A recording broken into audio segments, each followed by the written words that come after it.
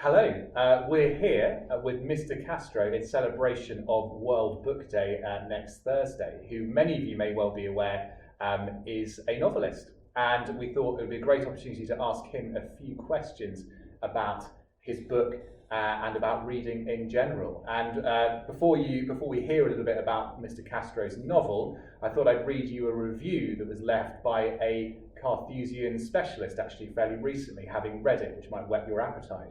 I bought this book as I was trying to get back into reading and found that I couldn't put it down. It's a complete page-turner with a miraculous storyline and admirable character development. I was in absolute awe of the world that has been created flawlessly and with such admirable imagination. I would recommend it to any reader, teen or adult. It has something for everyone. So, Mr. Castro, with that, perhaps we can have a think about, or give us perhaps a brief synopsis of what happens in the novel.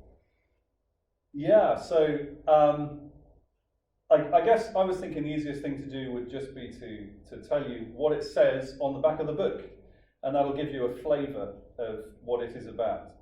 So Onasius is on the brink of war, and with the army unprepared, ill-equipped, and utterly outnumbered, defeat seems inevitable.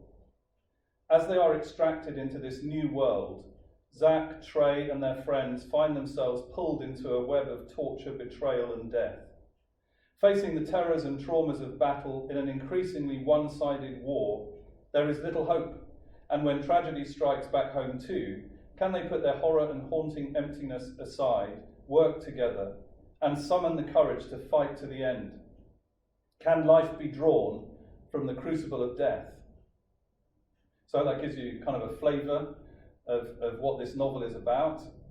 I guess it'd be worth saying I was writing, of course, in the middle of coronavirus pandemic, surrounded by not just suffering, but people experiencing death, a subject which in this country is pretty much never discussed, all very sanitized, all very behind closed doors, and that can leave a lot of us wondering about how to deal with grief.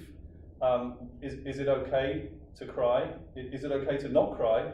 Lots of kind of questions that we have, particularly in our teenage years, about how to cope with death. So I was having that in my mind as well as I was writing, to try and provide some categories to think about that as well.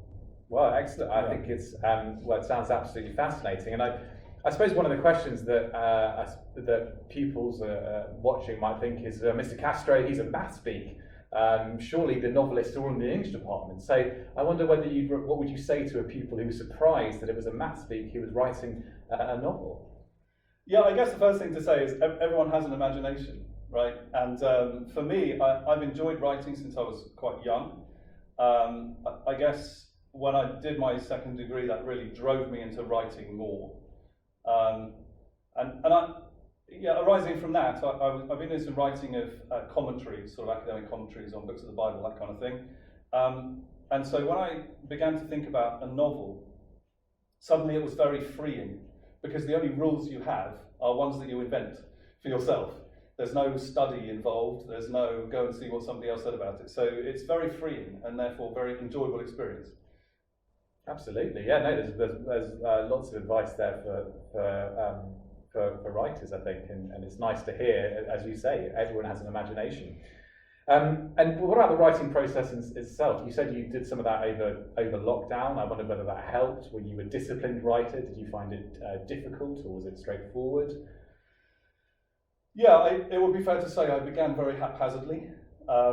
We were in the second half of CQ, and half my classes were exam classes, so I had more time.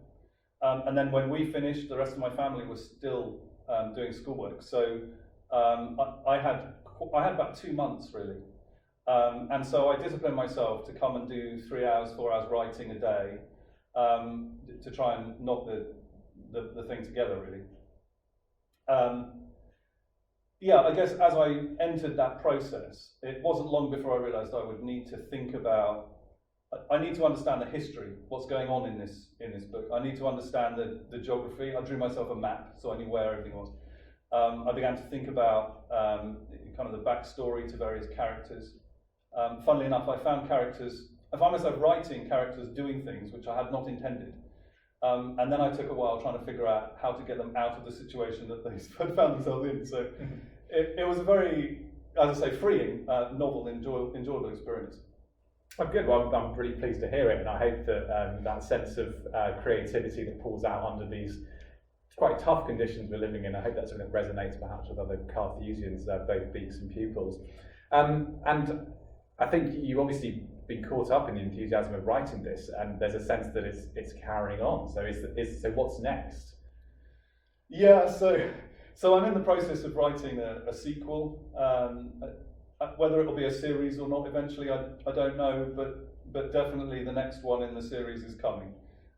It will take a few more months. Life is pretty busy at the moment, and so I would imagine it probably won't be done until the end of the summer. But it's coming. So yeah, so I'm quite excited about that. But I'm aware that this week is also a week we're trying to reduce screen time in the school. We're trying to encourage people to focus on Thursday, World Book Day, is that right? World Book Day this Thursday, yeah. So I wondered also for you, do you have some recommendations? Do you have some ideas about how to encourage people into reading? Absolutely. One of the ways I think about reading is I think of it as a bit like exercise, and in the same way that over lockdown we've been encouraging people to get out, go for 20-minute runs, I think reading is a bit like a muscle. It needs that.